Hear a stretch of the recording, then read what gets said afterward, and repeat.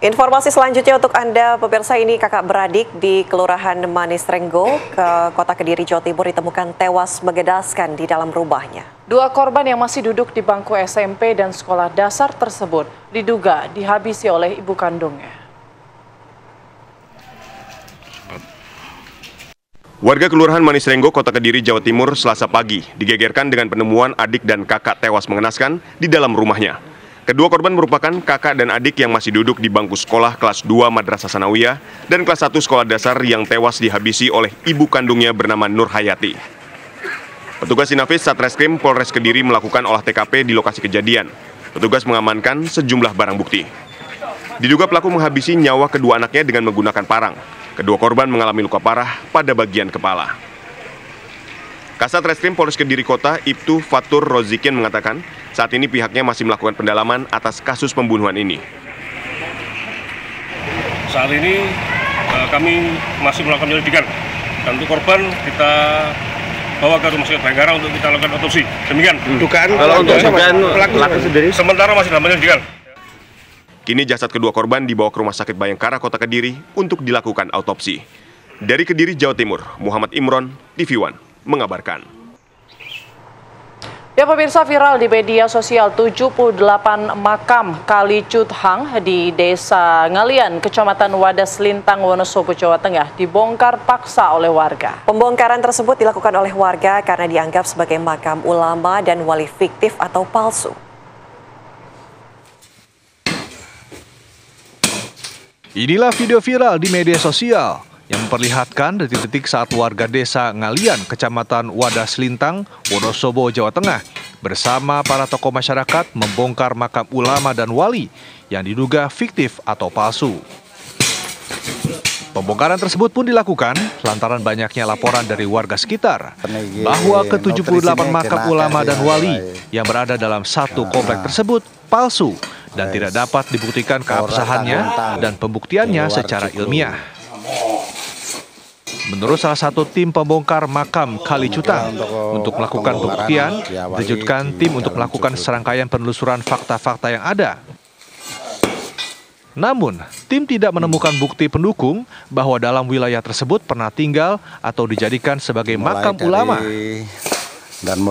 Menurut keterangan salah satu tim pembongkar makam, awalnya makam tersebut merupakan sebuah lahan kosong milik desa pada tahun 2022 lalu.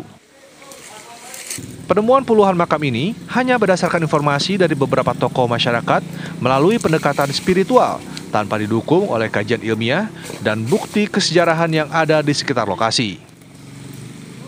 Awal mula dari laporan masyarakat bersama mantan kepala desa yang dulu bahwa tanah tersebut bekas kolam ikan untuk penunjang stunting. Kemudian pada tahun 2022 waktu sudah berganti kades menjadi makam wali katanya, tetapi beriringan berjalannya waktu kita ada data, kita ada dokumen-dokumen, ternyata makam tersebut abal-abal dan sudah terbukti di Sekda waktu itu tahun 2022. Usai melakukan konsultasi dengan instansi terkait dan para ahli sejarah, warga bersama Koramil setempat serta tim penelusuran menyatakan bahwa 78 nisan yang berada di komplek pemakaman Kali Cuthang diakui sebagai makam palsu para ulama dan wali. Lokasi tersebut pun dihancurkan dan ditutup agar masyarakat tidak kembali datang ke makam palsu tersebut untuk berziarah. Dari Wonosobo, Jawa Tengah, Ronaldo Bramantio, TV One mengabarkan.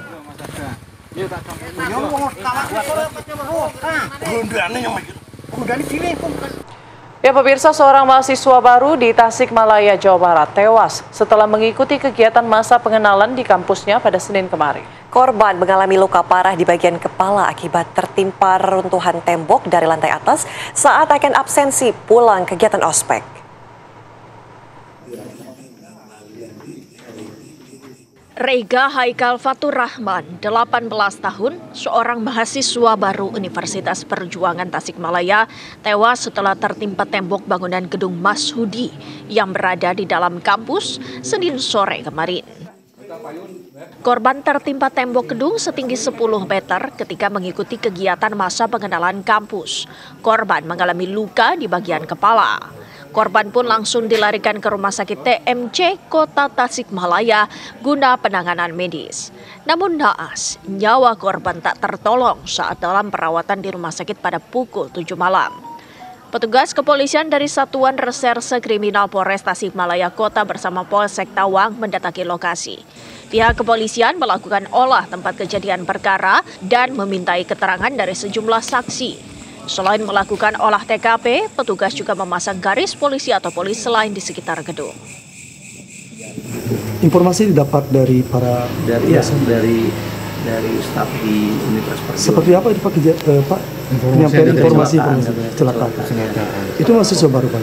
Kenapa? Mahasiswa baru yang lagi. Ya, kan persiapan ya, mereka akan mengikuti acara pelantikan besok. Jadi lagi di absen katanya ada jatuhan.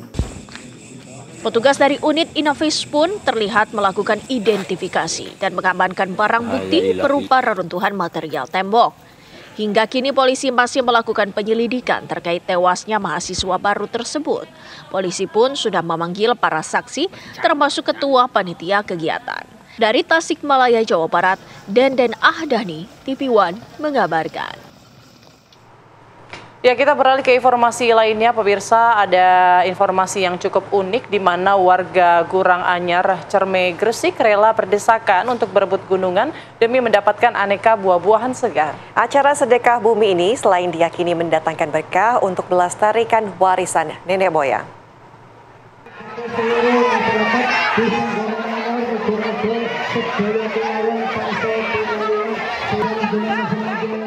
Inilah suasana kemeriahan sedekah bumi warga desa Gurang Anyar, Cerme, Gresik sebagai wujud syukur atas panen yang melimpah dan sekaligus merayakan HUT ke-79 kemerdekaan Republik Indonesia.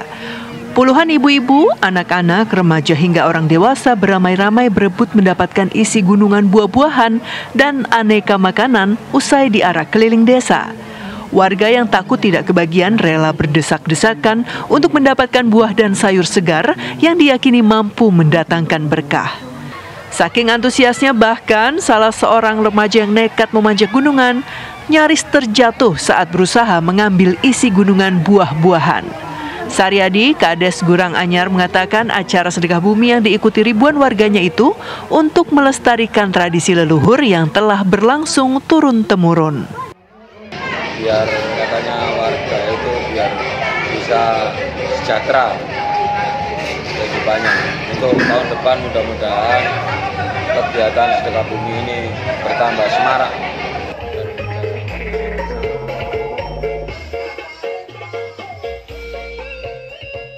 Sebelum gunungan diperebutkan, ribuan warga Gurang Kulon, Gurang Wetan, dan Dalean menggelar kirap budaya dan arak-arakan tumpeng gunungan raksasa keliling desa. Bahkan, agar semakin meriah, warga mengenakan aneka busana Nusantara seperti baju adat Jawa, Bali, dan membawa ogoh-ogoh sambil diiringi alunan musik dangdut Melayu. Dari Gresik, Jawa Timur, Muhammad Habib, TV One mengabarkan.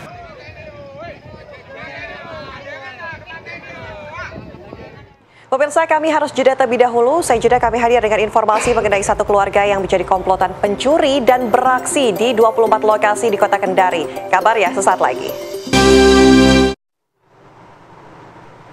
Anda kembali di Apa Kabar Indonesia Siang, pemirsa. Pasangan suami istri hingga anak menjadi komplotan pencuri yang telah beraksi di 24 lokasi berbeda di Kota Kendari, Sulawesi Tenggara. Ya, aksi mereka ini sempat terekam kamera CCTV.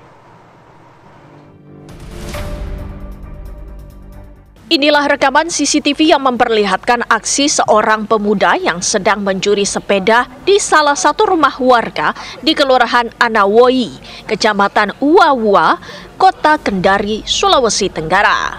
Aksi pelaku berinisial AL ini dibantu oleh seorang pria yang tak lain adalah ayah tirinya sendiri berinisial SS. Tak hanya di satu lokasi, mereka juga beraksi di rumah-rumah kosong lainnya dan mengambil sejumlah perabot rumah. Berbekal rekaman CCTV, polisi kemudian dapat mengidentifikasi pelaku dan meringkusnya saat sedang melintas di jalan raya. Para pelaku ini ternyata berjumlah 3 orang, di mana satu orang lainnya adalah istri pelaku berinisial E. Menurut polisi, komplotan keluarga ini kerap membagi peran saat beraksi. Suami dan anaknya bertugas sebagai juru eksekusi, sementara istrinya berperan sebagai penjual barang-barang curian tersebut ke media sosial. Dari pelakunya adalah satu keluarga yang dimana tugasnya mereka mencuri barang-barang rumahan, yang dimana di situ bapaknya, kemudian anak tirinya dan istrinya. Bapak sama anaknya mencuri berjalan menggunakan mobil. Jadi mereka merental mobil, kemudian mereka masuk, putar-putar dulu melihat rumah. Apabila rumah tersebut kosong, diputar. Nah, setelah mereka putar-putar, mereka masuk lewati pintu pagar, terkunci, dipaksa untuk dibuka. Kemudian mereka masuk rumah dan mengambil barang-barang rumahan. Setelah diambil, barang-barang tersebut diserahkan kepada istrinya dan istrinya menjual melalui akun Facebook online. Belakangan terungkap jika komplotan keluarga ini telah beraksi di 24 lokasi berbeda. Saat ini polisi masih terus melakukan pengembangan. Kini Pak Sutri beserta anaknya masih menjalani pemeriksaan di Mapolresta Kendari dan beberapa barang bukti juga telah diamankan. Dari Kendari, Sulawesi Tenggara, Erdika Muktir, TV One mengabarkan. Pemirsa, untuk memperbarui informasi mengenai komplotan pencuri satu keluarga ini, kami sudah bergabung bersama dengan AKP Dirwan Fakaubun, Kasat Reskrim Polresta Kendari. Selamat siang, Pak Kasat. Ya, selamat siang Mbak Ana sama Mbak Putri. Oke, Pak Kasat, kami ingin mengetahui kronologi kejadian hingga akhirnya satu keluarga ini ditangkap seperti apa, Pak?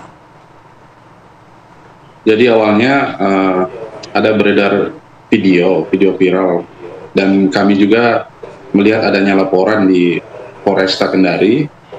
Kemudian dari video tersebut kami menelusuri ternyata telah terjadi tindak pidana pencurian yang dilakukan rata-rata pada subuh hari, yakni jam 3 sampai jam 5 subuh. Pelaku ini kami amankan pada hari Minggu tanggal 29 Agustus jam 9 pagi. Kami amankan bersama dengan pelaku lain, dan pelaku lain tersebut setelah kami interogasi ternyata dua orang pelaku lain tersebut adalah suami dan istri daripada anak tersebut. Baik, lalu peran dari ketiga pelaku ini apa saja, Pak? Jadi peran dari ketiga pelaku adalah ayahnya yang berinisial SS, kemudian anaknya yang berinisial AL. Mereka berdua yang melakukan pencurian, yakni dilakukan dengan menggunakan mobil rental yang dirental di Kota Kendari setempat. Mereka beraksi sekitar jam-jam 2 atau jam 3 sampai dengan jam 5 subuh hingga terang hari. Jadi pada saat mereka melakukan pencurian, kemudian saya contohkan yang tadi video pencurian sepeda lipat itu terjadi di BTN Tunggala di daerah Wawa. Itu dilakukan pada saat jam 3 subuh dengan mengambil 2 sepeda lipat merek Pacific, yang dimana 2 sepeda lipat tersebut kami kalkulasikan korban mengalami kerugian senilai 10 jutaan.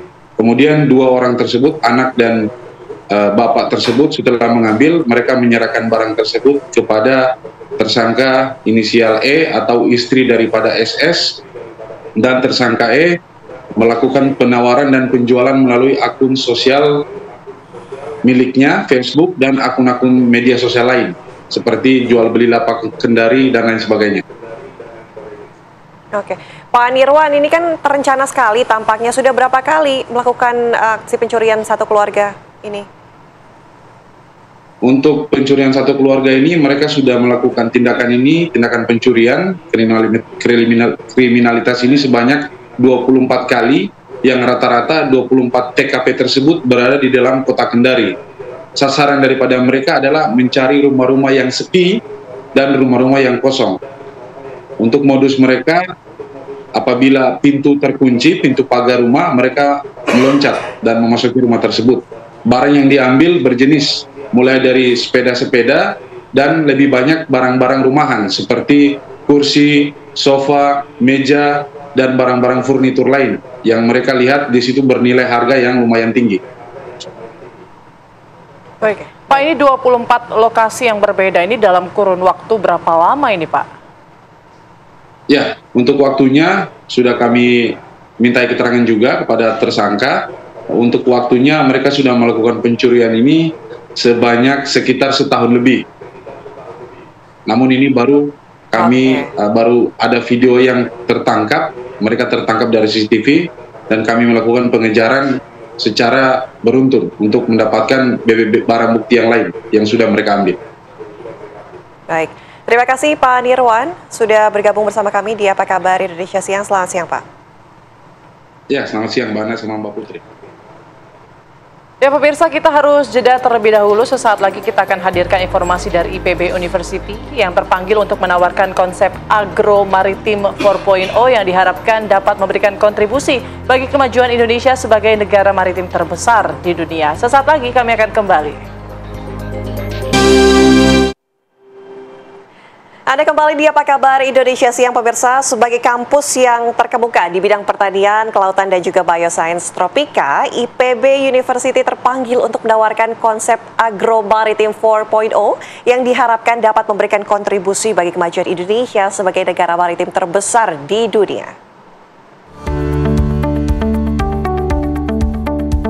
Agro Maritim 4.0 adalah proses bisnis pertanian yang melibatkan teknologi informasi dan jaringan internet yang menghubungkan semua unit operasi dengan berbagai instrumen seperti sensor, satelit atau UAV, drone, dan peralatan seperti robot dan mesin yang memungkinkan bekerja sinergi dengan cepat, akurat, dan cerdas beracuan data informasi relevan terkini.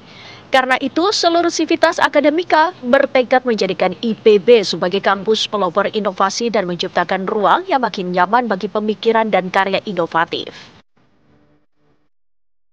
Dan IPB terus berusaha untuk memberikan suasana dan iklim yang kondusif bagi para peneliti untuk bisa terus meneliti dan menghasilkan inovasi-inovasi unggul yang oke untuk bisa menopang kedaulatan pangan kita. Selain akan terus menghasilkan inovasi yang memberikan solusi cerdas bagi masyarakat, khususnya peningkatan kesejahteraan petani, sivitas akademika IPB University juga akan memperkuat hilirisasi riset dan inovasi dengan membangun jalinan yang kuat bersama dunia industri.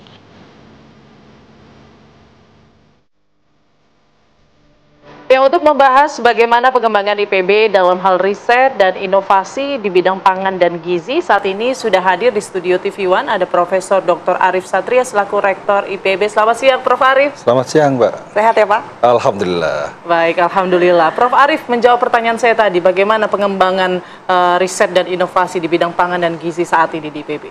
Ya, Alhamdulillah kita riset pangan masih dominan di IPB, dan yang paling penting bukan sekedar riset, tapi bagaimana riset itu menghasilkan inovasi.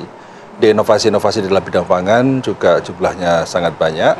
Sebutkanlah misalnya dalam hal padi ya, bagaimana kita menghasilkan varietas padi IPB 3S, IPB 9G, IPB 10G yang adaptif terhadap perubahan iklim. Karena kita menghadapi tantangan perubahan iklim yang sangat dahsyat, sehingga diperlukan kemampuan kita beradaptasi dengan menciptakan berbagai varietas yang adaptif, seperti misalnya varietas yang hemat pupuk. Jadi varietas kita hemat pupuk sampai 20%, hemat air 10-20%, itu luar biasa. Bagaimana menciptakan pola peternakan yang bisa mengurangi gas metan, dan seterusnya. Jadi perubahan iklim menjadi variabel menurut saya sangat penting sekali untuk kita cermati, karena setiap kenaikan 1 derajat suhu akan menurunkan produksi 10-20%. Oke, Prof. Arief, kalau untuk potensi pangan sendiri di Indonesia, katakanlah ya, apa yang kemudian masih perlu dikembangkan dan ada programnya itu di IPB? Ya, pangan satu adalah bagaimana kita harus menciptakan pangan pokok yang lebih terdiversifikasi. Jadi pola diversifikasi pangan kita ini kan salah. Salahnya kenapa? Dari beras kemudian beralih ke gandum yang berbasis pada impor. Karena impor gandum naik dari 4 juta ton 2010 hingga 2022 sampai 12 juta ton. Menurut saya peningkatan yang luar biasa yang kemudian itu mensubstitusi konsumsi beras. Nah, padahal kita ini punya pangan-pangan lokal yang sangat penting seperti sagu, umbi-umbian ya, yang itu bisa menjadi kembali menjadi bahan pokok. Jadi soal diversifikasi itu secara teknologi sudah nggak masalah, karena di IPB sendiri sudah bisa menghasilkan mie dari berbagai bahan, ya, dari umbi-umbian. Begitu pula menghasilkan beras dari berbagai umbi-umbian. Tapi lebih penting lagi adalah edukasi konsumen. Bagaimana supaya mengurangi konsumsi beras itu. Nah, karena itu dengan keragaman pangan itu akan semakin resilient. Karena kalau kita lihat secara ekologis, kalau alam semakin beragam itu, maka akan semakin resilient. Begitu pula ini juga sama, ketika pola pangan semakin beragam, akan semakin kokoh, semakin resilient, dan membuat kita semakin berdaulat. Karena masing-masing daerah di kita sebenarnya punya tradisi yang penting untuk terus direvitalisasi hari ini. Nah, kalau kita berbicara saat ini nih, Prof. Arief, revolusi industri 4.0 kan saat ini sudah menciptakan disrupsi dan ada pergeseran ya di sendi-sendi kehidupan kita ya, terutama untuk pangan dan juga gizi begitu ya. Lalu IPB ini kan kabarnya menawarkan konsep agro-maritim 4.0, mungkin bisa dijelaskan? Ya, itu konsep yang kita tawarkan 5 tahun lalu, 4.0 yang perlu terus didorong. Pertama adalah menjawab tantangan Sustainable Development Goals, karena itu tantangan kelaparan, tantangan kemiskinan, tantangan perubahan iklim yang harus kita jawab. Kemudian yang kedua adalah bagaimana menghasilkan pangan melalui proses teknologi yang smart seperti sekarang ini.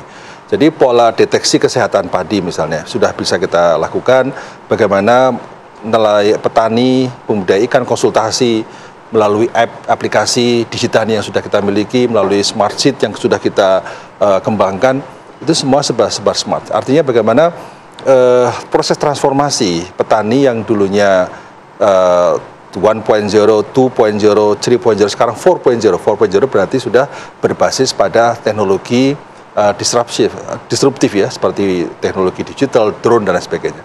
Nah, sekarang proses transformasi seperti apa? Itulah yang kita tawarkan. Agar apa? Agar petani memiliki kemampuan satu dalam hal teknologi. Kemudian kedua, ya pembelajaran. Kalau dulu belajar melalui apa? Belajar melalui kelompok pencapaian dan sebagainya. Sekarang belajar sudah relatif lebih independen, lebih mandiri, karena dengan menggunakan HP, smartphone, dia sudah bisa tahu apa saja. Apalagi aplikasi dalam bidang pertanian sekarang semakin banyak. Nah, sehingga proses transformasi masyarakat tani dalam konteks digital ini menurut saya harus kita dorong, dan pemanfaatan itu juga harus kita kembangkan. Seperti drone misalnya. Drone kalau kita menggunakan drone untuk pemupukan 1 hektar cuma 10 menit. Dan Rp150.000 murah sekali, lebih efisien sekali. Tapi kalau itu diterapkan di daerah di mana buruh masih banyak, itu juga harus hati-hati, karena harus ada penyiapan masyarakat ketika teknologi itu mau masuk. Sehingga kita ini yang paling penting adalah bagaimana mendorong pemanfaatan teknologi modern di bidang pertanian dengan lebih arif, dengan lebih bijak. Kan tadi ada program-program yang tentunya sudah dibuat oleh IPB. Tentunya ini juga membebaskan inovasi juga bagi Sivitas sama akademikanya. Ya, ini kan inovasi harus kita dorong. IPB alhamdulillah sudah mendampingi 5.700 desa. Arti kita itu sudah ada di 6,9% desa di Indonesia. Inovasi kita sudah begitu banyak melalui berbagai program, dan alhamdulillah ini bisa mendongkrak masyarakat desa untuk semakin percaya diri bahwa dia memiliki kemampuan memproduksi produk-produk yang bisa berkompetisi di pasar global. Karena mereka sudah bisa memproduksi masuk pasar ekspor. Seperti mangga, seperti cabai, seperti pepaya, seperti kopi, dan berbagai produk yang kita dampingi kemudian sekarang sudah bisa ekspor. Ya, jadi saya kira itu ikhtiar yang kita lakukan, bahwa IPB harus memberikan impact. Impact-nya apa? Impact berupa inovasi yang bisa meningkatkan produksi, produktivitas, dan kesejahteraan masyarakat tani. Kemudian kedua, impact meningkatkan kualitas produk-produk mereka sehingga mampu masuk dalam pasar global. Oke, baik. Terima kasih Pak Arief sudah hadir di Apa Kabar Indonesia siang ini. Artinya ada juga kesalahan yang bisa diperbaiki oleh inovasi dan program-program yang tentunya sudah dibuat oleh IPB ya. Ya, terima kasih. Baik. Terima kasih Pak Arief. Terima kasih Prof. Arief. Ya, pemirsa, kita harus jeda terlebih dahulu. Usai jeda kami akan hadirkan informasi dari Kementerian Kesehatan yang menemukan adanya permintaan uang di luar biaya pendidikan resmi yang dilakukan oleh oknum senior kepada almarhumah Dr. Aulia Risma Lestari sebesar 20 sampai 40 juta rupiah per bulan. Kami akan hadirkan informasinya sesaat lagi. Ada kembali di Apa Kabar Indonesia Siang, pemirsa. Kementerian Kesehatan menemukan adanya permintaan uang di luar biaya pendidikan resmi yang dilakukan oleh oknum senior kepada almarhumah Dr. Aulia Risma Lestari. Jumlah uang yang diminta senior ke almarhumah sebesar 20 sampai 40 juta rupiah per bulan. Gak ada yang mau pulang. Enggak, Pak. Aku tuh Pak, tiap pulang itu badan gua sakit semua, Pak. Kematian Dr. Aulia Risma Lestari, peserta program pendidikan dokter spesialis Universitas Diponegoro PPDS Undip, terus diinvestigasi Kementerian Kesehatan. Kemenkes menemukan ada dugaan pemalakan senior hingga 40 juta rupiah per bulan. Hal ini disampaikan oleh juru bicara Kementerian Kesehatan Muhammad Syahril. Menteri Kesehatan Budi Gunadi Sadikin juga membenarkan fakta permintaan uang di luar biaya pendidikan resmi oleh senior ke Dr. Aulia tersebut.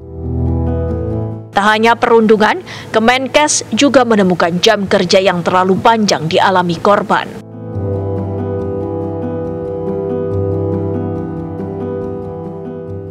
Bullying PPDS itu nomor 1, PPDS-nya dimintain main seniornya. Yang kelima, keempat adalah memang mereka harus kerjanya sampai jam malam bukan hanya gara-gara kurang, tetapi karena memang mereka disuruh untuk kerja sekarang. Itu saran kita mau atur ya, supaya nggak ada lagi hal-hal kayak gitu. Nah, teman-teman wartawan tolong bantu. Tapi selain di Undip katanya ada banyak di tempat lain, Pak? Ya, di tempat lain. Sebelumnya, mahasiswi yang tengah menempuh S2 anestesi Undip ini ditemukan meninggal dunia lantaran depresi akibat dugaan perundungan yang dilakukan senior saat menjalani PPDS. Aulia ditemukan bunuh diri dengan cara menyuntikkan obat melemas otot sebagai penenang ke tubuhnya sendiri. Dugaan perundungan itu menguat setelah Kemenkes menemukan buku harian dan juga rekaman suara Dr. Aulia kepada sang ayah. Tim TV One mengabarkan.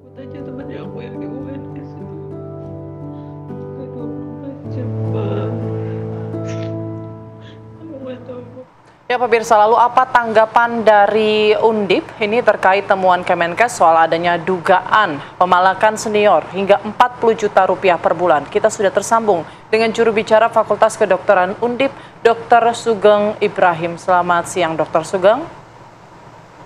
Selamat siang, Putri, Ana, pemirsa. Baik, apa tanggapan dari pihak Undip terkait temuan dari Kemenkes yang mengatakan memang ada pemalakan dalam kasus almarhumah ini, ada hingga 40 juta rupiah? Sebagaimana keterangan yang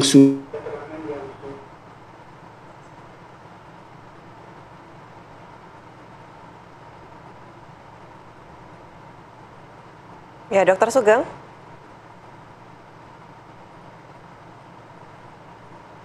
Oke, tampaknya ada gangguan komunikasi. Kami akan coba hubungi kembali Dr. Sugeng, juru bicara Universitas Diponegoro berkenaan dengan pungli yang terdapat di Universitas Diponegoro terhadap almarhumah Aulia. Selamat siang, Dr. Sugeng. Ya, halo. Kemarin sudah dibantah oleh rekan seangkatan almarhum Dr. Falika Firdaus. Sudah dibantah juga oleh senior almarhum Dr. Angga, 1 tahun di atas. Dr. Sugeng, mohon maaf, tadi sempat terputus, boleh dijelaskan dari awal lagi? Ya, jadi kami sangat keberatan dengan diksi pemalakan.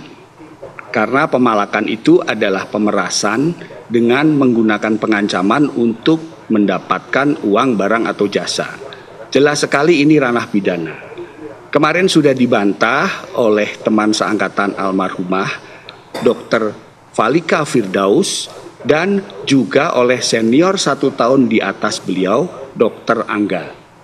Yang ingin saya tegaskan bahwa publik harus tahu bahwa pada bulan Mei 2022, Universitas Diponegoro telah memberhentikan 1 orang peserta PPDS di satu bagian karena tindakan pelanggaran etika, aturan akademis, dan bahkan berlanjut ke ranah pidana. 2023 bulan Desember, di awal dan akhir, ada 2 orang peserta program pendidikan dokter spesialis di satu bagian yang berbeda lagi, juga diberhentikan oleh Rektor Universitas Diponegoro karena tindak pelecehan seksual dan bullying. Jadi saya ingin pastikan pada Putri, pada Ana dan semua masyarakat Indonesia, posisi Undip jelas memerangi bullying. Bila harus ke ranah pidana, saya merujuk tadi pernyataan Pak Menteri telah diserahkan kepada kepolisian. Saya ingin meminta satu kesetaraan, bahwa pada konteks ini Undip telah di-framing melindungi pembulian. Padahal faktanya kami sudah memecat 3 orang peserta PPDS terkait pembulian, pelanggaran etika, dan kekerasan seksual atau pelecehan seksual. Kemudian terkait pemalakan, kemarin sore di TV One juga sudah dibantah. Lalu terkait penghentian belajar PPDS anestesi di RSDK, kami juga menerima. Karena semua juga tahu, Rumah Sakit Umum Pusat Dr. Karyadi adalah di bawah Kemenkes. Juga pemberhentian Dekan Fakultas Kedokteran Undip dari kegiatan klinis di Rumah Sakit Karyadi, kami juga menerima. Hanya harap juga dimengerti. Presiden Joko Widodo berulang-ulang, kita kekurangan.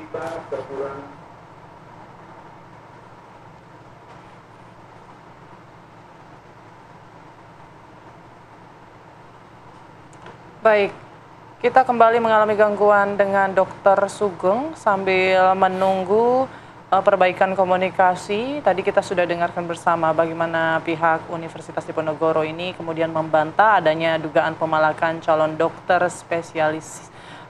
Kemudian juga tadi disampaikan bahwa adapun beberapa oknum memang anggota ataupun peserta didik di PPDS ini yang memang sempat melakukan pembulian di dalam kegiatan PPDS, namun ada 3 orang yang sudah dipecat begitu ataupun juga sudah diberhentikan dalam kegiatan PPDS sendiri. Dan tadi sudah ditegaskan juga oleh Dr. Sugeng selaku juru bicara FK Undip bahwa pihak Undip memerangi ataupun juga tidak membenarkan adanya aksi pembulian di dalam lingkungan pendidikan.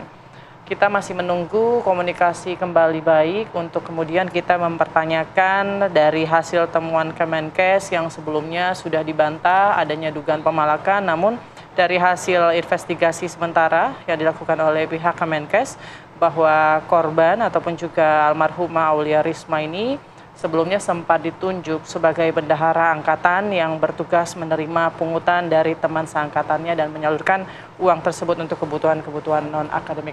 Baik, kita coba sapa kembali Dr. Sugeng. Halo. Ya, Putri Ana. Baik, Dr. Sugeng mungkin saya mau tanyakan ya, Putri, lagi soal Ana. hasil investigasi.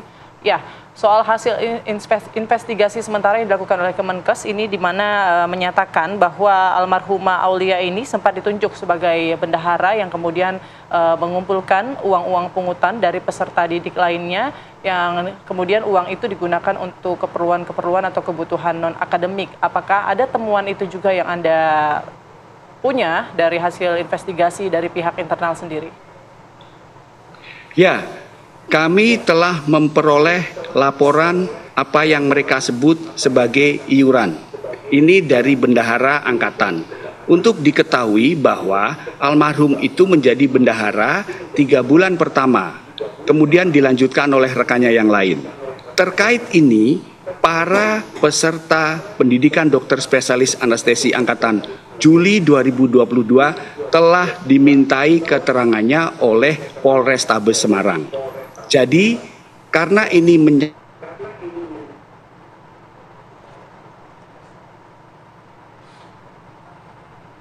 Baik.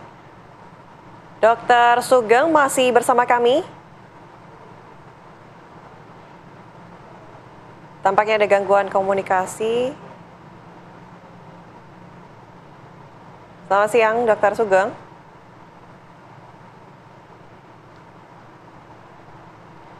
Baik, nanti kami akan perbarui lagi komunikasi kami dengan Dr. Sugeng. Kami juga akan perbarui mengenai informasi penyelidikan yang dilakukan oleh Kemenkes dan juga pihak-pihak terkait berkaitan dengan kematian almarhum Dr. Aulia. Namun kami harus jeda terlebih dahulu pemirsa. Usai jeda kami kembali dengan informasi lainnya untuk Anda. Sesaat lagi di Apa Kabar Indonesia Siang. Anda kembali di Apa Kabar Indonesia Siang, pemirsa. Bocah 14 tahun yang ditemukan tewas di area TPU Takang Krikil, Kota Palembang pada Senin siang dimakamkan. Kesedihan dan tangisan pecah saat teman sekolah dan keluarga menghadiri pemakaman korban. AA, bocah siswi kelas 7 SMP Tribudi Mulia, yang merupakan korban dugaan adanya kekerasan dan ditemukan warga sudah tidak bernyawa pada Minggu siang di area pemakaman umum Talang Krikil, Kota Palembang, Sumatera Selatan. Setelah dilakukan otopsi di Rumah Sakit Bayangkara Palembang pada Senin siang, korban langsung dimakamkan di TPU Talang Krikil, tempat korban ditemukan dan tidak jauh dari rumah duka. Saat pemakaman korban, suasana duka sangat terasa menyelimuti keluarga, sahabat, dan juga para guru korban. Polisi hingga kini masih terus melakukan penyelidikan guna mengungkap kasus penemuan korban di area pemakaman umum.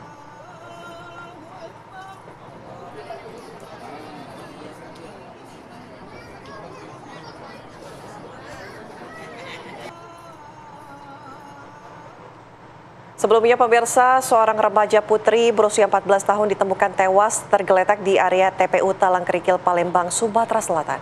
Diduga korban tewas secara tidak wajar lantaran ada luka bekas benda tumpul. Warga sekitar Jalan Sinaraga, Kelurahan Sukajaya, Kecamatan Sukarami, Kota Palembang, Sumatera Selatan, dikejutkan dengan penemuan jasad seorang remaja putri di dekat pemakaman umum Talang Krikil, Kota Palembang. Korban berinisial AA yang berusia 14 tahun merupakan warga Piparja, Kecamatan Kemuning. Jasad korban pertama kali ditemukan oleh warga dengan posisi terlentang dengan menggunakan seragam olahraga. Menurut Ketua RW 07 Harmoyo, dirinya mendapat laporan dari warganya sekitar pukul 1 siang. Ia kemudian melaporkan ke pihak berwajib dan langsung dievakuasi. Pak, tadi ditemukan jam berapa, Pak? Sekitar jam 1. Jam 1? Iya. Itu siapa yang awalnya menemukan, Pak? Oh, enggak tahu, warga. Warga laporan iya. ke Bapak? Iya. Terus laporannya apa, Pak? Seperti apa, Pak? Ada ditemukan mayat itu. Kondisinya seperti apa, Pak? Kondisinya tertelungkup. Tertelungkup. Ada luka nggak, Pak? Enggak terlihat tadi itu. 1 jam sebelumnya, korban meminta izin ke keluarga untuk bermain di luar rumah. Naas 1 jam kemudian, bocah berusia 14 tahun itu ditemukan tewas.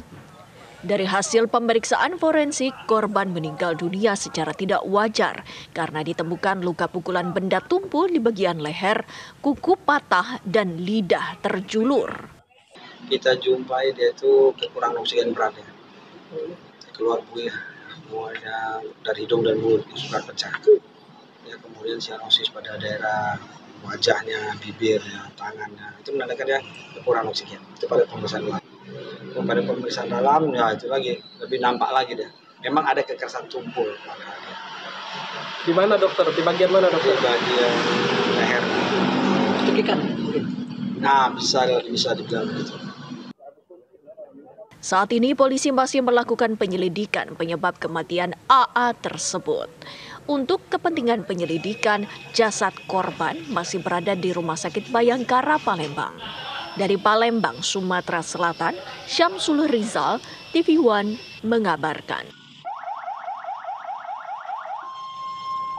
Pemirsa, untuk mengetahui kronologi kejadian, kami ajak Anda berbincang langsung dengan salah satu keluarga korban, Ibu Marlina. Assalamualaikum, selamat siang Bu Marlina.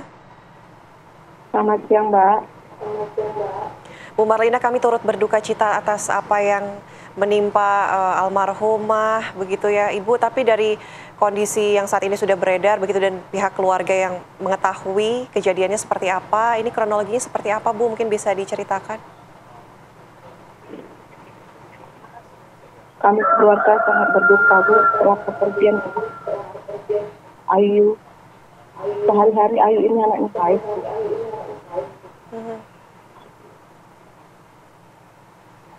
Oke, Ibu, apa informasi yang Ibu dapatkan dari pihak kepolisian mengenai kematian almarhumah?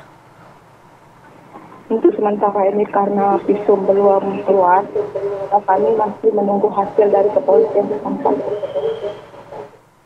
Baik, Ibu Marlina, awal mulanya kemudian pihak keluarga mengetahui kondisi korban saat itu dari siapa? Dari media sosial. Dari media sosial. Kemudian, bagaimana ceritanya waktu itu? Ketika sore itu, saya ada janjian sama kakak perempuan untuk makan di rumah beliau. Sebelum saya masuk ke rumah kakak perempuan itu, keponakan tuh bilang, Tante sudah tahu apa? Ayu kenapa? Ayu mati, kata dia ngomong gitu. Ayu mana gitu? Ayu, kenapa? Ini katanya dibunuh. Kejadian itu aku dengar itu sekitar jam 6 sore.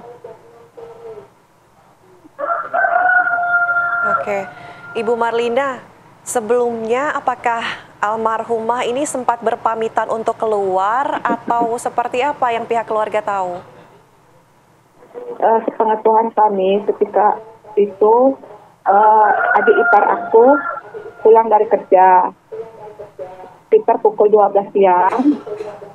Ketika ibu sambung Ayu ini begitu masuk rumah berpapasan langsung dengan si korban Ayu ini, tapi tidak ada kata-kata atau pamit dari si Ayu.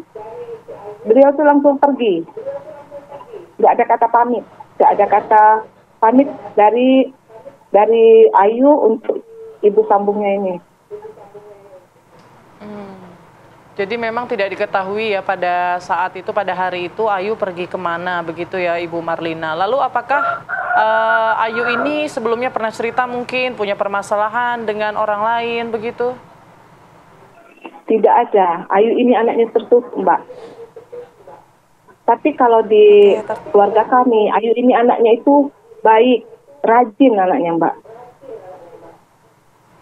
Oke. Ketika almarhum waktu itu pergi begitu berpapasan dengan ibu sambungnya, tidak ditanyakan juga begitu mau kemana, dengan siapa, itu tidak ada pertanyaan kah? Katanya tidak ada, karena Ayu itu seperti terburu-buru. Menoleh pun enggak, kata ibunya itu. Sudah sering keluar seperti itu di jam-jam tersebut? Enggak pernah, Mbak. Enggak pernah sama sekali. Itu Ayu itu sekitar pukul, menurut keterangan keponakan yang di dalam rumah, sekitar pukul 8 itu Ayu itu mencuci pakaian untuk sekolah hari Senin, Mbak. Mencuci pakaian, mencuci sepatu. Karena Ayu ini anaknya rajin, Mbak. Dia nggak mau yang namanya nggak sekolah. Walaupun sekolah ini itu agak terlalu jauh kalau untuk kita ke jalan kaki, Mbak. Oke, baik. Tapi ada kecurigaan nggak? Mungkin keluarga sudah melihat ada kecurigaan mungkin dari gerak-gerik Ayu selama beberapa hari terakhir begitu, entah mungkin dia gelisah atau menutup-nutupi sesuatu begitu? Nggak ada, Mbak. Ayu ini begini, Mbak. Ayu ini sehari-hari sekolah. Ketika pulang sekolah, dia makan. Nah, karena Ayu ini orang tuanya nggak punya lah, Mbak ya. Jadi dia tuh kepengen, Mbak, kayak anak lain punya HP, kayak gitu. Jadi ada kesempatan dia itu berjualan balon, Mbak. Jadi kalau pulang sekolah, setelah dia makan siang, dia berjualan balon sama adiknya, Mbak. Baik.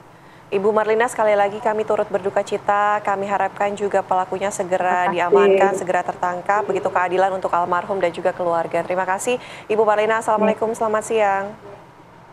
Waalaikumsalam.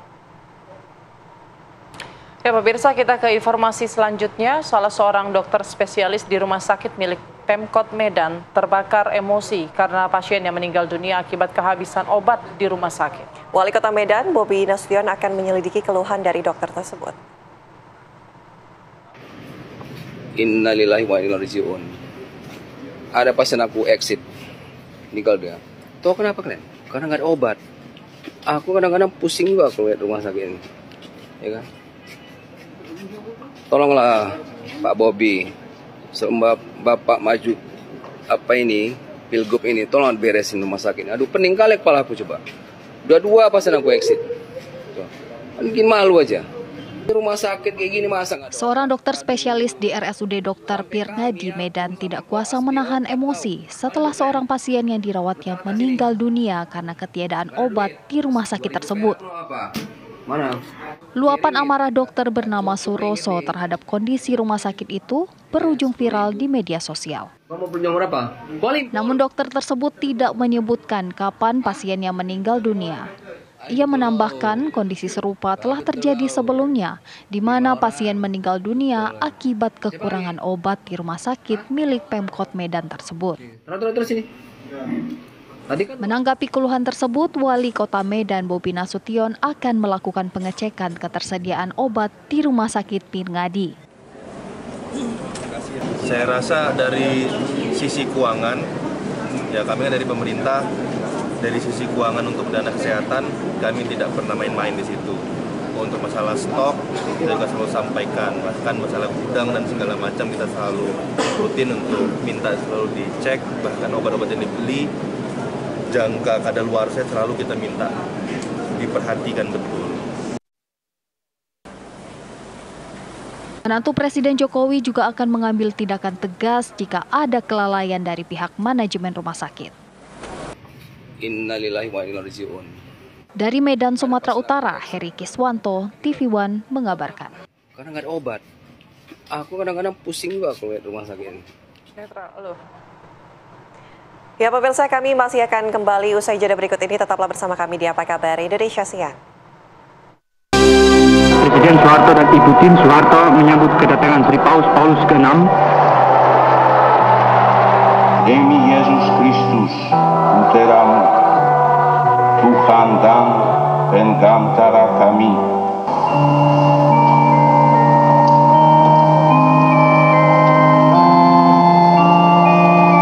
Semoga saudara sekalian dilimpahi rahmat Allah yang Maha Kuasa.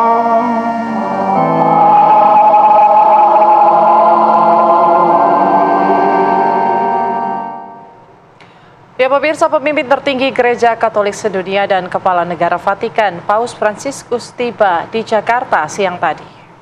Paus Fransiskus beserta rombongan tiba di Bandara Soekarno-Hatta dengan menggunakan pesawat komersil. Menteri Agama Yakut Holil beserta dengan anggota Dewan Pertimbangan Presiden dan juga Gandhi Sulistianto dan Duta Besar Indonesia untuk Tahta Suci Vatikan, Michael Trias Kuncahyono, menyambut kedatangan Paus Fransiskus di Terminal VVIP Bandara Soekarno-Hatta. Kunjungan Paus Fransiskus ini sekaligus perjalanan apostolik Paus ke tanah air setelah 35 tahun silam. Pemimpin tertinggi Gereja Katolik sedunia itu akan melakukan serangkaian kegiatan di Jakarta hingga 6 September mendatang. Salah satunya bertemu dengan Presiden Joko Widodo, pertemuan tokoh lintas agama, serta menghadiri misa di Stadion GBK.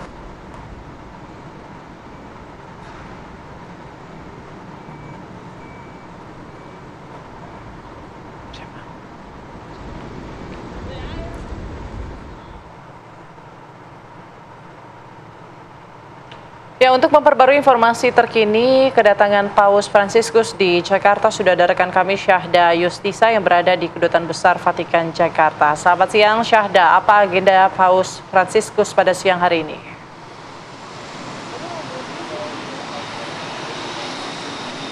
Baik, selamat siang Putri, Ana, dan juga pemirsa. Benar sekali bahwasannya pimpinan Gereja Katolik sekaligus Kepala Negara Vatikan, Paus Fransiskus telah tiba di Indonesia, di mana seperti yang kita tahu bahwa jadwal beliau ada di Indonesia. Ini berlangsung selama 4 hari, yakni dari tanggal 3 sampai juga tanggal 6 September. Selain itu, Putri, Ana, dan juga pemirsa, saat ini saya sedang berada di Jalan Medan Merdeka Timur, Jakarta Pusat, di mana tepat di belakang saya ini sudah ada Kedubes Vatikan, karena berdasarkan informasi yang kami dapatkan bahwasannya Paus Fransiskus ini diketahui tidak menginap di hotel, namun menginap di Kedubes Vatikan. Nah, ini kalau bisa saya gambarkan bagaimana situasi di depan Kedubes Vatikan sendiri. Ini sudah ada sejumlah pengamanan, yakni dari Pas Pampres. Namun sebelum berbicara mengenai keamanan, ini saya akan mengulas bagaimana rangkaian dari Paus Fransiskus yang tadi tiba di Bandara Soekarno-Hatta tepat sekitar pukul 11.25 waktu Indonesia Barat, disambut juga dengan sejumlah menteri dan juga perwakilan. Kemudian juga tadi berdasarkan pantauan kami, pergerakan dari Soekarno-Hatta ke Jalan Medan Merdeka Timur sendiri di pukul 12.20 waktu Indonesia Barat. Tadi jalan sempat disterilisasi dan tak berselang lama, dari sejak pukul 12.20 waktu Indonesia Barat sekitar pukul 12.30 waktu Indonesia Barat, Paus Fransiskus ini tiba di Kedubes Vatikan. Ini menaiki mobil yang tadi diberangkatkan dari Bandara Innova Zenik berplat SCV. Nah, selain itu melanjutkan pembicaraan saya mengenai keamanan. Untuk keamanan sendiri dari TNI dan juga Polri ini mengerahkan personel gabungan sebanyak 545 yang dikerahkan anggota ini untuk menjaga keamanan Paus Fransiskus, di mana 545 personel keamanan ini tersebar di 4 titik utama, terutama ini di sekitar Kedutaan Vatikan, kemudian juga ada di wilayah Tugutani, selain itu juga di Stasiun Gambir. Dan selain wilayah-wilayah tadi titik-titik yang saya sebutkan, tentunya keamanan dari anggota TNI dan juga Polri ini dikerahkan tersebar di kawasan Gereja Katedral, selain itu juga Monas, untuk mengantisipasi apabila ada umat Katolik yang memang ingin melihat atau menyaksikan langsung Paus Fransiskus.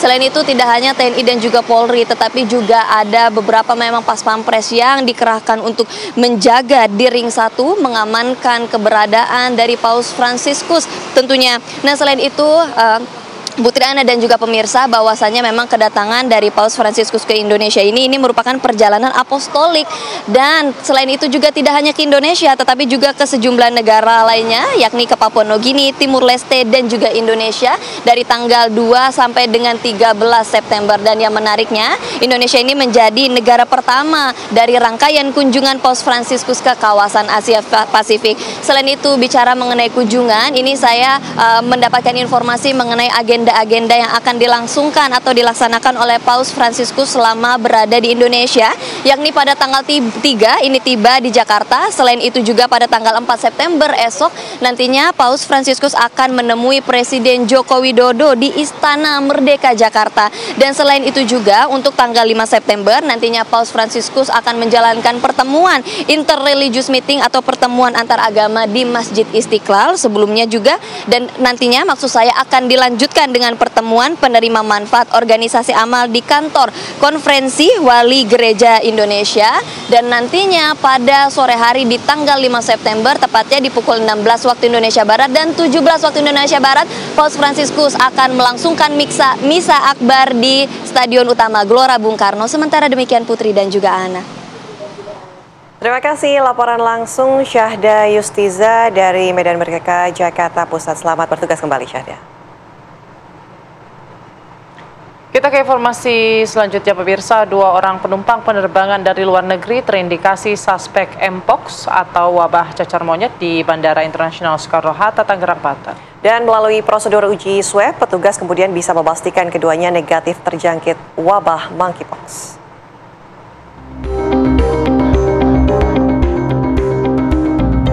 Setiap penumpang dari luar negeri di Bandara Soekarno-Hatta kini harus mengisi aplikasi Satu Sehat Health Pass dari negara asal. Langkah tersebut merupakan pengetatan pemeriksaan penumpang menyusul penetapan darurat wabah endemi cacar monyet oleh Badan Kesehatan Dunia WHO. Balai Besar Karantina Kesehatan Bandara Soekarno-Hatta juga menambah petugas dokter jaga menjadi 60 orang yang siaga 24 jam. Mobil laboratorium bergerak juga bersiaga di terminal-terminal internasional untuk gerak cepat pemeriksaan sampel swab kepada penumpang yang terindikasi suspek monkeypox. Sejak pengetatan pemeriksaan diberlakukan pekan kemarin, sudah ada 2 penumpang yang suspek monkeypox. Pemeriksaan langsung dilakukan dengan hasil negatif. Sampai dengan dari mulai tanggal 29 sampai sekarang, kemarin tuh kita ketemu ada 2 suspek, kemudian dilakukan pemeriksaan oleh dokter, setelah itu diambil swab dan hasilnya negatif. Gitu. Ada berapa petugas Bu yang disiapkan di pengetatan ini Bu? Di pengetatan ini di terminal 3 Inter itu ada 10, di terminal 2 F itu ada 10. Prosedur penanganan juga sudah ditetapkan. Setiap penumpang terindikasi monkeypox nantinya dirujuk langsung ke Rumah Sakit Sulianti Saroso, Jakarta Utara. Dari Tangerang, Banten, Rusdi Muslim TV One mengabarkan.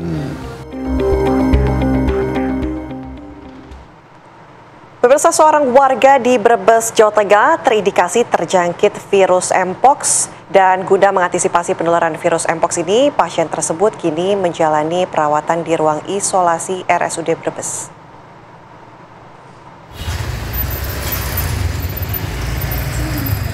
Seorang warga Brebes, Jawa Tengah terindikasi terjangkit virus monkeypox atau dikenal dengan virus cacar monyet. Guna mengantisipasi penyebaran virus cacar monyet, pasien tersebut kini menjalani perawatan di ruang isolasi RSUD Brebes. Menurut Direktur RSUD Brebes, Rasipin, bahwa pasien yang diisolasi sebelumnya menjalani perawatan di Rumah Sakit Dr. Susilo Slawi. Namun karena pasien merupakan warga Brebes, akhirnya dirujuk ke RSUD setempat. Pihak rumah sakit menjelaskan bahwa pasien tidak pernah bepergian ke luar negeri. Akan tetapi, karena pasien mengalami gejala klinis yang mengarah ke monkeypox, pihak rumah sakit melakukan penanganan di ruang isolasi. Mitra keluarga di Slawi yang diduga atau suspek dengan monkeypox. Pasien sudah kami jemput dan sudah kami isolasi di ruang rawat isolasi infeksi. Kondisi pasien saat ini masih mengeluh mual, tapi secara umum keadaannya baik, ya, sadar penuh, tidak memerlukan oksigen, bisa beraktivitas sendiri, kamar mandi dan sebagainya, hanya masih mengeluh mual. Untuk diagnosis pasti, mudah-mudahan hari ini datang kartridnya untuk pemeriksaan PCR, karena kartridnya akan dikirim dari Dinas Kesehatan Provinsi. Pasien dengan gejala klinis mengarah virus cacar monyet merupakan kasus pertama di Brebes maupun di Jawa Tengah. Karena penyebaran yang sangat cepat, monkeypox kini menjadi perhatian pemerintah. Dari Brebes, Jawa Tengah, Trihandoko, TV One mengabarkan. Ya, beragam informasi menarik lainnya masih akan kami hadirkan di Apa Kabar Indonesia Siang. Tetaplah bersama kami. Anda kembali di Apa Kabar Indonesia Siang, pemirsa. Artis Bunga Zainal laporkan 2 rekan bisnisnya ke Mapolda Metro Jaya lantaran mengaku ditipu oleh keduanya senilai 6,2 miliar rupiah. Jumat sore, Bunga Zainal diperiksa sebagai saksi oleh penyidik Subdit Harda di Treskrimum Polda Metro Jaya terkait laporan polisi yang dilayangkannya tersebut. Pak Bunga, sedikit kabarnya gimana Pak Bunga? Pemain sinetron Bunga Zainal tiba di Mapolda Metro Jaya pada Jumat sore. Bunga datang ke Mapolda Metro Jaya untuk diperiksa sebagai pelapor terkait dugaan kasus penipuan dan penggelapan yang dilakukan oleh 2 rekan bisnisnya berinisial AAACD dan SFSS. Kasus berawal saat Bunga Zainal ditawari kerjasama investasi pengadaan barang dan properti oleh kedua terduga pelaku. Keduanya menjanjikan keuntungan yang besar. Bisnis awalnya berjalan lancar, namun belakangan kedua terlapor tidak memberikan keuntungan pada Bunga. Setelah melayangkan somasi kepada keduanya dan tidak ada tanggapan, akhirnya Bunga Zainal melayangkan laporan polisi ke Mapolda Metro Jaya. Dalam laporannya, Bunga mengaku mengalami kerugian sebesar 6,2 miliar rupiah. Tanggal 22 Agustus tahun 2024, Polda Metro Jaya telah menerima laporan dari saudari BNM alias BZ. Ya. Pelapor melaporkan peristiwa dugaan terjadinya penipuan dan penggelapan. Yang dilaporkan adalah saudari AA, ACD, dan saudara SF, SS. Dalam konferensi persnya beberapa hari lalu, Bunga Zainal mengaku sangat bersalah pada sang suami, Sukdev Singh. Pasalnya, ia sempat membohongi suaminya karena terpengaruh rekan bisnisnya. Bunga juga sempat membujuk sang suami untuk ikut berinvestasi dalam bisnis pengadaan barang yang dibangun oleh CD dan SFS. Bunga mengaku pada suami hanya menyerahkan uang senilai 2 miliar rupiah, namun Bunga sebenarnya menyerahkan uang sebesar 6,2 miliar secara bertahap. Total kerugian yang dialami Bunga atas kasus dugaan penipuan investasi bodong tersebut senilai 15 miliar rupiah. Dana tersebut merupakan tabungan pribadi Bunga, uang sang suami, serta dana pendidikan anak-anaknya. Saya ngambek banget kalau maksudnya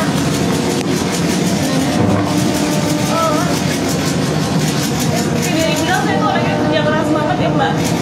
Jadi setelah saya nikah punya anak, saya tuh udah gak mikirin buat syuting tuh buat diri saya gitu. Emang bener-bener saya kumpulin buat anak-anak saya. Bahkan salah satu dana yang suami saya keluarin itu adalah dana pendidikan anak saya gitu. Jadi ketika ini terjadi tuh kayak mental saya nggak sehat aja sih Mbak. Saya sampai bener-bener nggak mau ketemu anak-anak saya karena saya bisa marah-marah sama anak saya gitu. Padahal anak-anak saya itu kan korban juga ya. Cuma sakit aja sih kalau korbanin dana pendidikan anak-anak saya tuh buat investasi bodong ini. Itu sih Mbak. Hingga saat ini, penyidik Subdit Harda Ditreskrimum Polda Metro Jaya masih melakukan penyelidikan dan mendalami kasus tersebut untuk memastikan apakah dalam laporan polisi ini ada tindak pidana. Dari Jakarta, Robin Freddy, TV One mengabarkan. Setelah sukses dengan film Sekawan Limo, sutradara dan aktor Bayu Skak kembali menggeluti proyek film baru berjudul Cocote Tonggo. Berlatar belakang kota Solo, film yang akan diperankan Denis Adiswara dan Ayu Shita ini 60% berbahasa Jawa.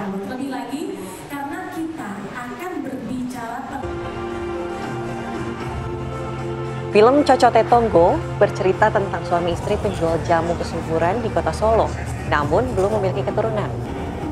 Akibatnya, tokoh utama ini menjadi bahan pergunjingan tetangga. Seluruh proses pengambilan gambar akan dilakukan di kawasan Lawean dan Lokananta Solo pada awal September 2024. Uniknya, dialog dalam film ini akan menggunakan bahasa Jawa Mataram khas Solo yang tentunya akan menjadi tantangan bagi para pemain.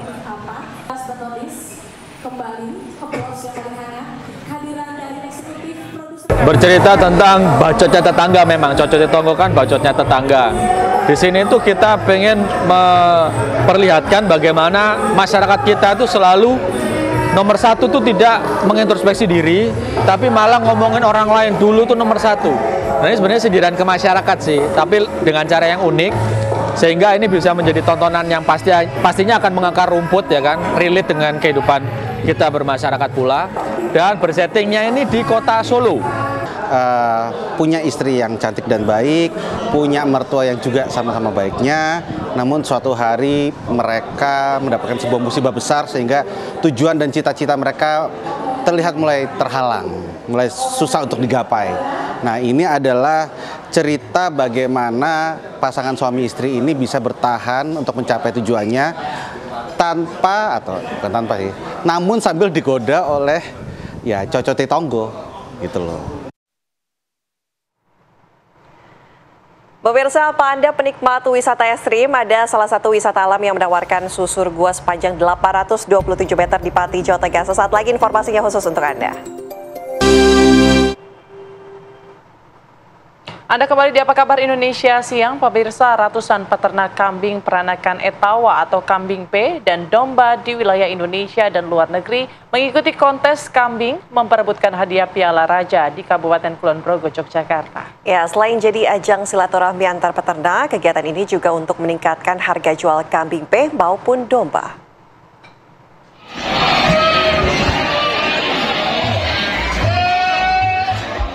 Inilah suasana kontes kambing peranakan Etawa atau kambing P, ras Kaligesing, dan domba tingkat nasional memperebutkan Piala Raja atau Gubernur yang digelar di kawasan Jogja Argo Park, Kecamatan Nanggulan, Kulon Progo, Yogyakarta. Kambing-kambing peranakan Etawa atau kambing P sendiri merupakan kawin silang antara kambing Etawa dan kambing lokal. Kambing P dikenal lebih adaptif terhadap berbagai kondisi lingkungan di Indonesia. Kontes kambing ini tak hanya diikuti oleh peternak dalam negeri, tapi juga peternak dari Malaysia.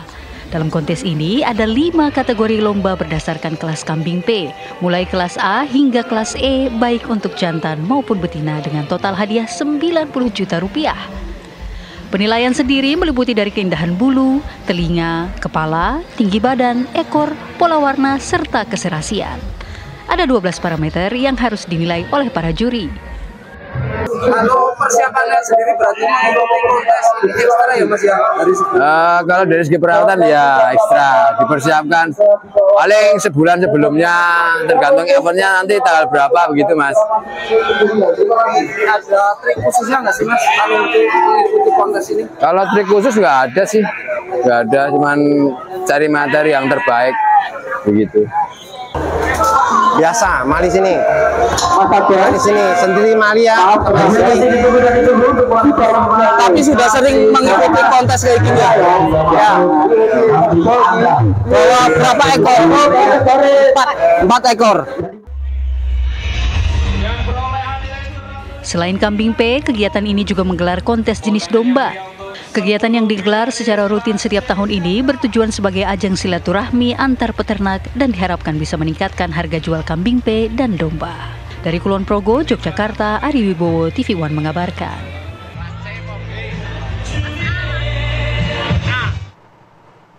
Pemirsa, Anda penikmat wisata ekstrim, ada satu destinasi wisata alam yang menawarkan susur gua sepanjang 827 meter di Pati, Jawa Tengah, dan ini mungkin patut untuk Anda coba. Ya, tidak sekedar menawarkan keindahan bebatuan, namun wisatawan juga harus berjibaku menaklukkan terjalnya medan bebatuan di sepanjang gua digenangi sungai bawah tanah.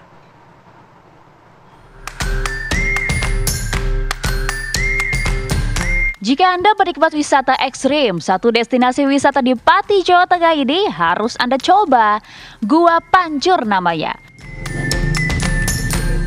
Wisata ini terletak di lereng Pegunungan Kendeng, tepatnya di Desa Jimbaran, Kecamatan Kayen, Kabupaten Pati, Jawa Tengah, atau berjarak sekitar 25 km dari pusat kota Pati.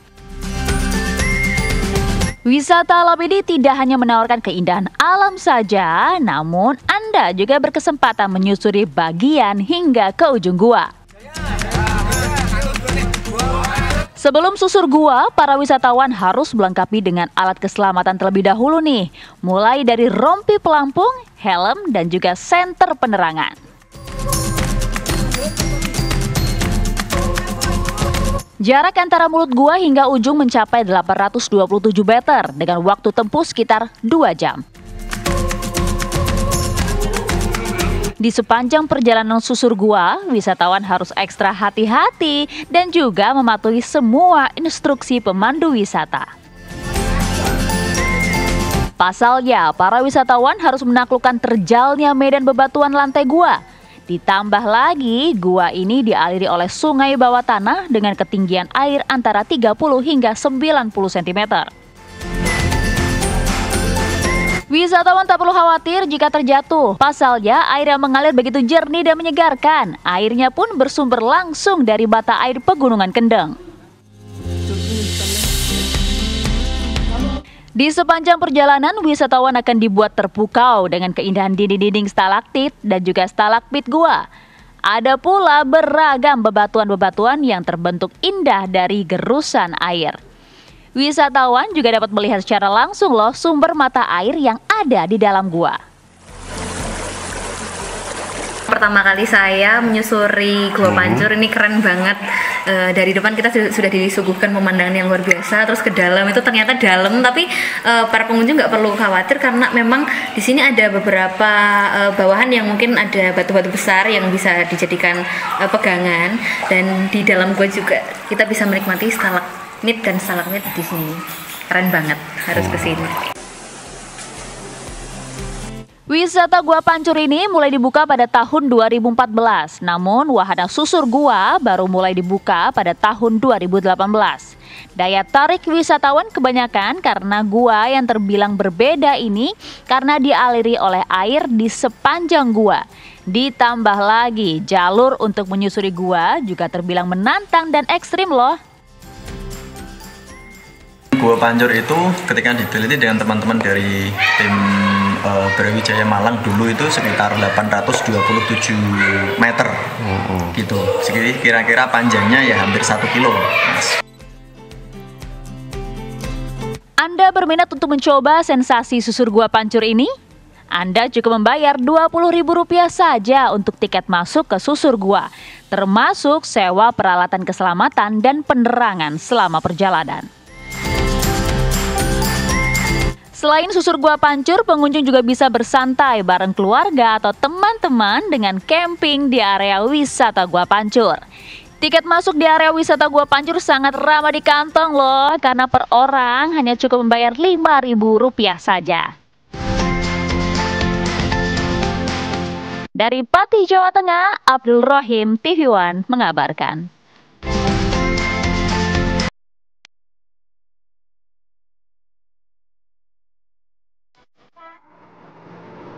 Berbagai cara dilakukan warga dalam menyampaikan rasa wujud syukur terhadap Tuhan Yang Maha Kuasa yang telah memberikan kenikmatan hidup di lereng Gunung Merbabu di Boyolali, Jawa Tengah. Ya, warga lereng Gunung Merbabu menggelar tradisi sadranan dengan makan bersama di tempat pemakaman umum.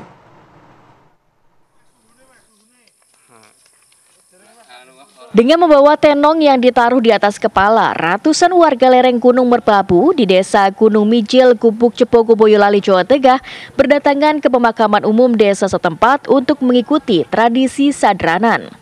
Tradisi rutin tahunan tersebut diadakan sebagai wujud syukur terhadap Tuhan Yang Maha Kuasa yang telah memberikan berbagai kenikmatan, sekaligus untuk menjalin tali silaturahmi sesama warga. Acara diawali dengan membaca tahlil dan juga doa bersama, sementara warga duduk berjajar di belakang tenong yang dibawanya. Tenong tersebut berisikan tumpeng dan juga ayam ingkung beserta lauk pauknya serta berbagai makanan kecil lainnya.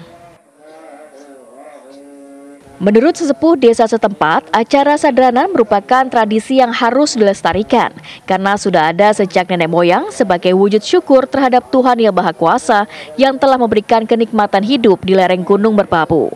Sadranan juga untuk mendoakan keluarga yang sudah meninggal yang dimakamkan di tempat tersebut. Iya, kepada rasa syukur wajib kita kepada Tuhan. Mungkin dari yang namanya ingkung seperti apa ya, istilahnya Jawa itu kan hanya simbolis. Semua itu hanya merupakan sedekah.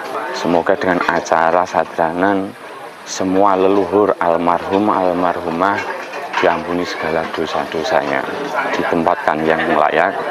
Kemudian setelah doa bersama dilakukan kenduren atau nama lainnya kita kondangan, yang mana sebagian masyarakat membawa makanan hasil bumi yang merupakan snack atau makanan kecil, juga sebagian hasil bumi.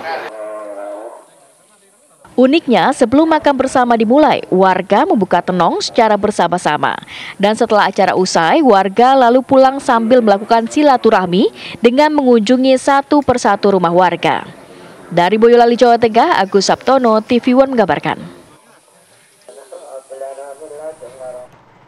Informasi lainnya pemirsa, ini sebuah restoran di Kulon Progo, Yogyakarta menghadirkan sensasi minum teh yang dikemas mengusung budaya Jawa yang diberi nama Chaos Dahar. Acara ngeteh ala bangsawan keraton ini melengkapi makan besar dengan menu ayam sekoci dan udang pesisir yang nikmat. Konsep Chaos Dahar mirip Chanoyu, sebuah tradisi menjamu tamu dengan hidangan teh di negeri Sakura, Jepang. Caos dahar merupakan bahasa Jawa yang artinya memberikan makan atau hidangan. Konsepnya sendiri mengusung tema budaya Jawa. Prosesinya seperti abdi dalam keraton yang sedang memberikan sesembahan atau sesaji kepada leluhur. Caos dahar dimulai dengan menyiapkan hidangan teh yang disajikan menggunakan cangkir dan teko berbahan gerabah. Gula batu asli Pegunungan Menoreh Kulon Progo tidak langsung dicampur ke teh, melainkan dipisah menggunakan tempat sendiri. Yang unik dari sajian ini yaitu adanya bunga mawar dan wewangian seperti dupa yang ditaruh berdampingan dengan sajian teh. Selain itu, pramusaji caos dahar juga mengenakan busana layaknya abdi dalam keraton.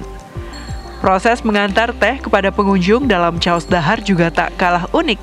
Pramusaji bakal membunyikan lonceng kecil sebagai penanda sajian teh akan segera sampai ke meja pemesan.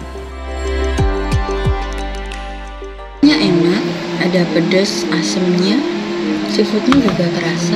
Untuk ayamnya juga dagingnya empuk banget, jadi enak buat itu.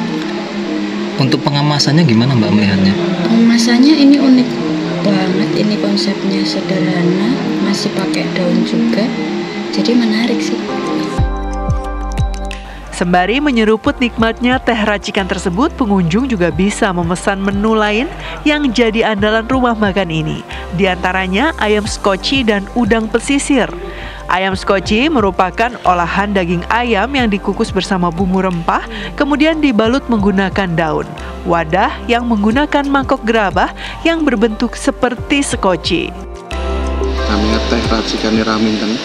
Itu menggabungkan dari beberapa daun teh pilihan, terus diracik oleh para ahli tentunya, dan kemudian mendapat sebuah tes rasa yang sangat otentik sekali ya, jadi perpaduan antara pahit, lekat sama wangi.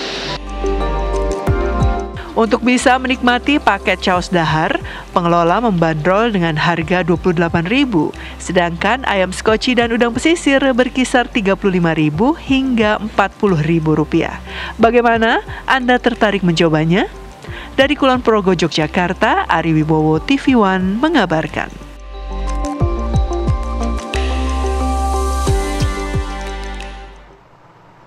Informasi tadi sekaligus menutup jumpa kita di Apa Kabar Indonesia Siang. Saya Putri Windasari.